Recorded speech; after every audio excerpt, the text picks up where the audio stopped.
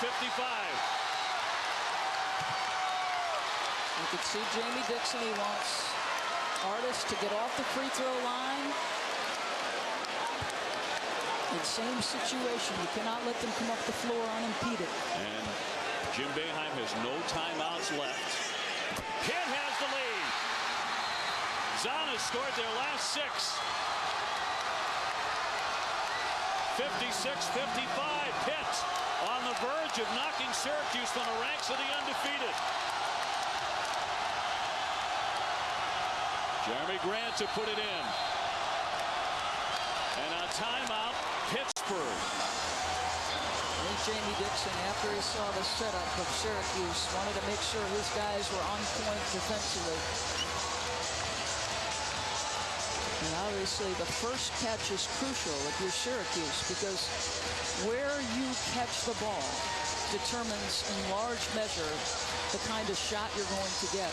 Ideally, as Jim Boeheim puts a play together, though, who does he want to have the ball here with 4.4 seconds to take that shot?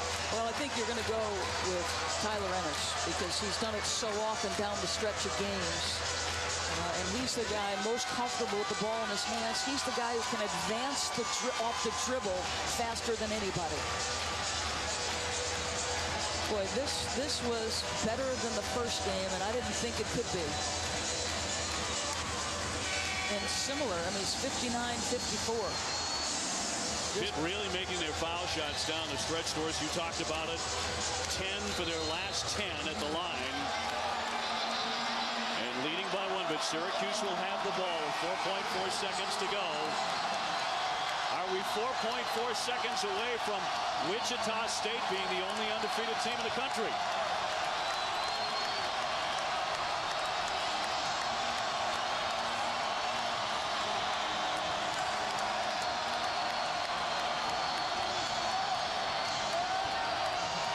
The 6'8" sophomore to try and get it in now for the Orange. If you're Pittsburgh, you want to keep everybody in front of you.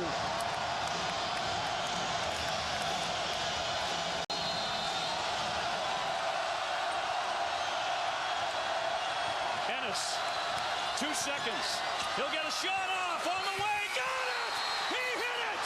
He hit the shot! Syracuse wins it! Syracuse at the buzzer! Now they are going to have to go by rule and look at it. It certainly looked like he got it off to us. 58-56. Tyler Ennis. Goodness gracious. Yeah, this is why Jim Boeheim continues to go to this guy over the stretch. He's the guy most capable of advancing, and he knows he's watching the clock the whole way up. He knows he's got about 3 dribbles and money for the freshman. Goodness gracious. On the money. And Syracuse is still undefeated. We've got fans behind us, Pittsburgh fans, muttering, walking away, saying, "Are you kidding me?" They're going to be saying that all night. Syracuse has won it. This guy's composure in moments of duress is really off the charts. They refuse to put the score up inside the Peterson Event Center. They still got it at 56-55, and Jim Boeheim is waiting for official confirmation. But a running 3, and Syracuse has won an absolute stunner. Pitt is certainly shocked. All smiles for the Orange. Still, we have not gotten the official word, and now finally they're counting it. No question about it. Syracuse has won. 58-56. At last they put that score up there. The Orange are 24-0. You asked who was going to put the ball in the hands of it. There was no question. You know, Jim Boeheim has said on multiple occasions, we feel really good. Crosses over Josh Newkirk on multiple occasions. Knows he's got about 3 dribbles. Kept his head up the whole time. Got enough separation. Never took his eyes off the rim. And Tyler Ennis delivers yet again.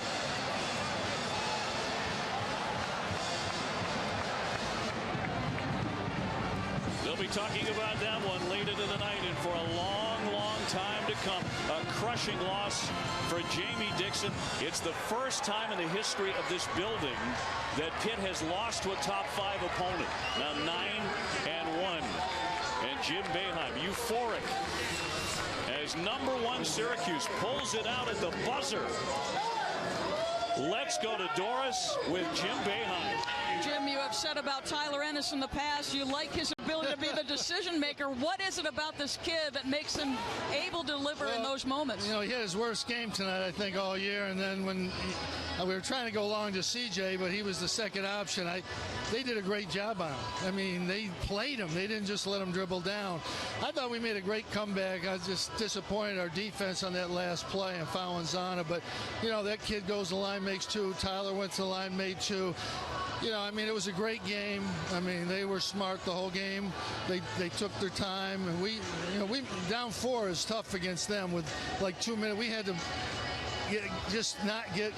be patient, wait, and they're going to take a bad shot at the end, and we just got to get the rebound. And I knew we could score if we could get the rebound, but you know, it was a great finish. We've won these games all year. I don't know how many we got left in us, but we've been able to make plays. And CJ made 2 big plays to get us there, and then Tyler makes. You know, you got to be a little lucky, and that was a little lucky, but you still got to shoot it. Yeah, it's a great shot. Hey, Jim, this is a game where it felt like there were every play, every possession was a big play. How do you get your guys to stay the course in a game where you're not playing great? Well, you have to keep playing. You know, they broke our defense down a little bit, which they do, but our problem was our offense. We couldn't get our offense going. Their defense is very, very good. It's not what they do against us on the other end. We have trouble scoring traditionally against Pittsburgh because they're a very, very good defensive team, and that was the problem tonight. We had a lot of trouble scoring points, but we hung in there, we kept battling, and we finally got a couple rebounds at the end, and that was the difference. It was a great win. 24-0. Congratulations. Dave. Doris, Jim, thank you very, very much. Here's the end once again. This will be repeated more than once, especially in Syracuse, New York. Tyler Ennis, a growing legend for this youngster, just in front of the buzzer. A 3-pointer on the run to break the hearts of the Pitt Panthers and send Syracuse to 24-0. 58-56 the final. Coming up next, Stanford and Washington. For my partner, Doris Burke, and our outstanding crew from Pittsburgh, thanks for joining us. Now we send it to Dave Cash and Bill Walton in Washington.